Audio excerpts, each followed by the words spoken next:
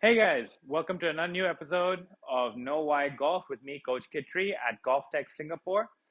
The question that I want to answer today is wondering why do you still miss the ball when you try to hit it, even though you played golf for quite a while or you played it for a long time. This is a problem that I've seen with most amateurs is that regardless of how many lessons they've taken or how much practice they've taken, like when they're on the golf course, especially under pressure, they sometimes could even miss the ball. So let's begin with mechanically what is it that you want to happen at the point of impact to ensure that you hit the ball solidly and consistently.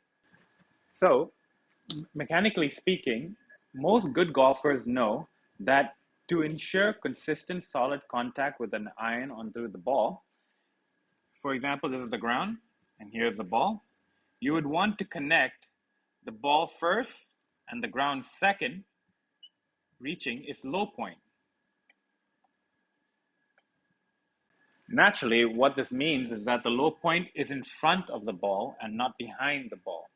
Okay, so one of the first questions I ask all my students is if we have a golf club and we have a golf ball and my hand is the ground, how should the club impact the ball?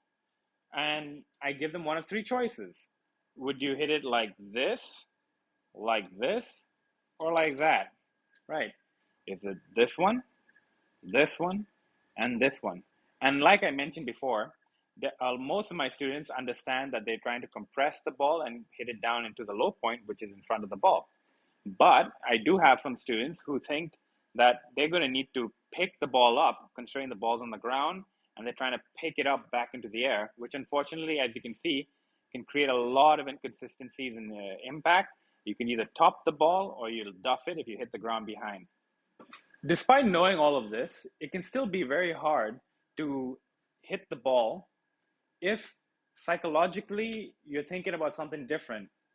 Now, from my understanding, from my experience with the students that I've had, I realized that a lot of students of mine, and I'm guessing a lot of amateurs out there, they feel that the ball is the target.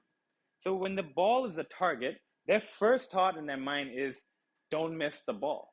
And just like, and maybe I've heard in something else, this sort of negative thinking of just thinking to themselves, oh, I really need to make sure that I don't miss the ball is probably going to make them miss the ball.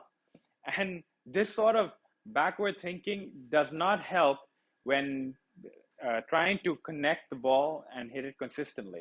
Now that we know what technically is supposed to be happening at the point of impact, how do we psychologically build the confidence to make it happen consistently?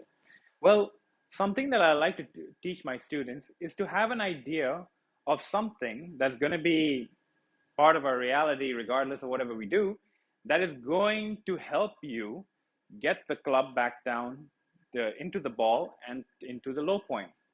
So if I keep the club up here and if I drop the club will fall to the ground. Why? Because of gravity. Gravity is going to pull everything going down. And the way to hit the ball consistently is to ensure what? That the club is moving downwards, correct?